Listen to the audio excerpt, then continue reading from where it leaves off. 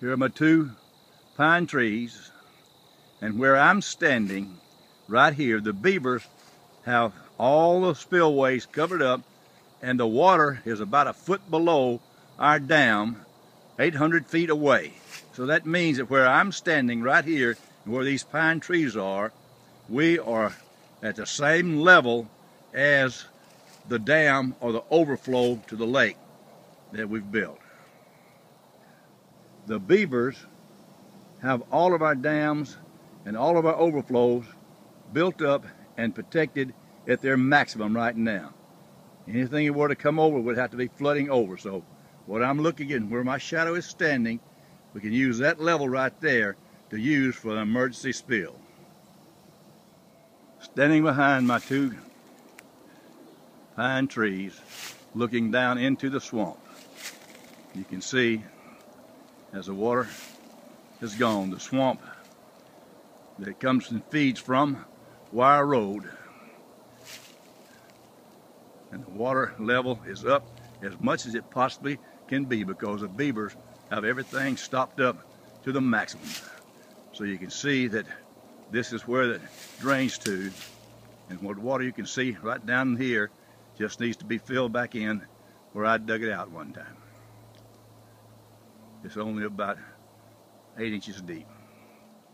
You can see that the water, I dug this out right along here years ago. Probably got a little bit too deep, but you can see right back there about 10-15 feet. That was the original level of the water coming across. You see, now you can see my two big pine trees we're talking about back there. So this area right through here needs to have about enough water, enough dirt to fill this water back up level. So you go right along the edge of this road. And that way we can have it when it drains. It's up now at the very highest peak that it possibly can be. It drains down now after the water and everything goes down, and there's not nearly as much water sitting out there. So that can be fixed. Just a matter of how we want to do it. When we built this, there were several big trees that, and since it's so low now, they've died. So we're going to fill this in right here. I actually kind of dig that spot out to round that little part off to make it a little bit better place to fish. But then we'll come in here and round this area right here. I want this right to be apart because I want to have that an individual area that I can control where the water's coming in right here at this very end, so I can raise some little fish and little things like that in this particular thing.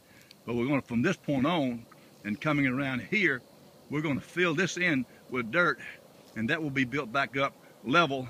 So all we can do now is come in and cut it to make it look prettier. We don't need that long ditch over there, and we'll fill some in just about down to that weeping willow tree. As we go past this willow tree, this will be filled in, and that will be a wider path coming through here, be able to cut and mow better, and also be a better border for my little pond I want out there in the middle. We had another big tree to die right here, so we'll straighten all this up and then clean up our banks across here as we're coming in. And the water will connect. We've got good cross paths here, and we like the water, and as the dam comes across,